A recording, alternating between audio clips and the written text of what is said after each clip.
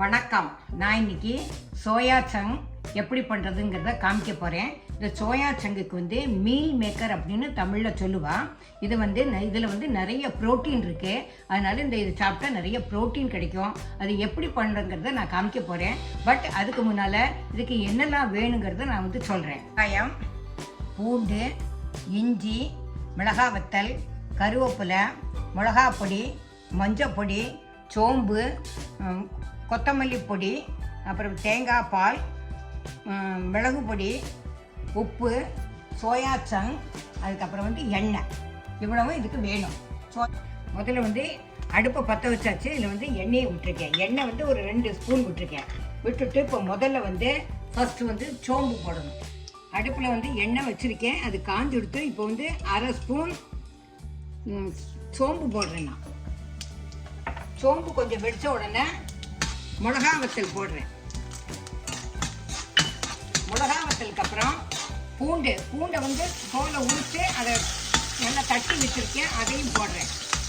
பூண்டு இப்போ வதங்கி கொஞ்சம் வாசனை வந்துடுத்து. வாசனை வந்த உடனே இப்போ வெங்காயத்தை போடணும். வெங்காயத்தையும் கட் பண்ணி வச்சுருக்கேன். அந்த வெங்காயத்தை போடணும். வெங்காயம் நல்லா வதங்கிடுத்தோம். இப்போ நான் இஞ்சியை போட போகிறேன். இஞ்சி ரொம்ப நேரம் வதங்கக்கூடாது. வதங்கினேன்னா கொஞ்சம் ஒரு கசப்பு வந்துடும். அதனால் 2 கிண்டினா போதும். நல்ல வாசனை வந்துடும். இப்போ அதில் கருவேப்பிலை போடணும். இப்போ கருவேப்பிலை போட்டதுக்கப்புறம் நான் தக்காளி கட் பண்ணி வச்சுருக்கேன். சொல்கிறதுக்கு மறந்து போயிட்டேன். அதனால் ஒரே ஒரு தக்காளியை கட் பண்ணி வச்சுருக்கேன். அதையும் அதில் போடணும். தக்காளியை போட்டாச்சு. தக்காளி கொஞ்சம் வதங்கிட்டு இப்போ என்னெல்லாம் மசாலா பவுடர் போடணும்னு சொல்கிறேன். முதல்ல ஒரே 1 ஸ்பூன் தனியா பவுடர். தனியா பவுடர் கூட கொஞ்சம் போட்டாலும் அதுதான் டேஸ்ட் கொடுக்கும். அதனால் கூட கொஞ்சம் போடலாம். இப்போ மிளகாத்தூள் போடுறேன். மிளகாத்தூள் ஒரு 1/2 ஸ்பூன் போடுறேன். அதுக்கப்புறம் மஞ்சப்பொடி ஒரு 1/4 ஸ்பூன் போடுறேன். இப்போ இந்த பவுடர்லாம் போட்டாச்சு. இந்த பவுடருக்கு அப்புறம் கொஞ்சம் தண்ணி ஊற்றிக்கணும். ஏன்னா இல்லைன்னா வெறும் இந்த பவுடர் போட்டால் அடியில் தீஞ்சு போயிடும். அதுக்காக கொஞ்சோண்டு தண்ணி விட்டு அதை வதக்கிக்கணும். கொஞ்சம் வதங்கிட்டு இப்போ நான் அதில் உப்பு போடுறேன். இப்போ நல்லா வதங்கியாச்சு. வதங்கி எண்ணெயெல்லாம் மேலே வந்துட்டுருக்கு. இப்போ நல்லா வதங்கியாச்சு. நான் இப்போ இதில் 1 கப்பு தேங்காய் பால் விட போகிறேன்.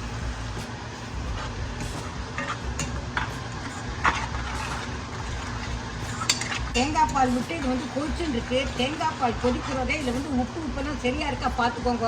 உப்பு இல்லைன்னா இதில் கொஞ்சம் உப்பு காரம் எது வேணாலும் நம்ம போட்டுக்கலாம். இப்போ சோயா சங்க் இதில் போட போகிறேன். இப்போ சோயா சங்க் போட்டாச்சு. அது கொஞ்சம் தண்ணியாக இருக்கிறோன்னு வச்சா தான் இது எல்லாம் பிடிக்கும். இல்லை உப்பு உரப்பு எல்லாம். அதனால நான் தேங்காய் பாலை விட்டு ஒரு 2 கிண்டிட்டு நான் சோயா சங்கை போட்டாச்சு. இப்போ சோயா சங்க் ஆகிடுத்து. நம்ம தேங்காய் பாலில் விட்டோமே அதை எல்லாம் இது அப்சர்வ் பண்ணிவிட்டோம். இப்போ இதில் நான் பெப்பர் போட போகிறேன். பெப்பர் சொல்ல மறந்து போயிட்டேன். பெப்பர் கொஞ்சம் ஜாஸ்தி போடணும். அப்போ தான் சோயா சங்க் நல்ல டேஸ்டியாக நல்லா இருக்கும். இந்த பெப்பர் போடுறேன் பாருங்க. பெப்பர் போட்டாச்சு. இப்போ பெப்பர் போட்டதுக்கப்புறம் கொத்தமல்லி போட போகிறேன். அடுத்தது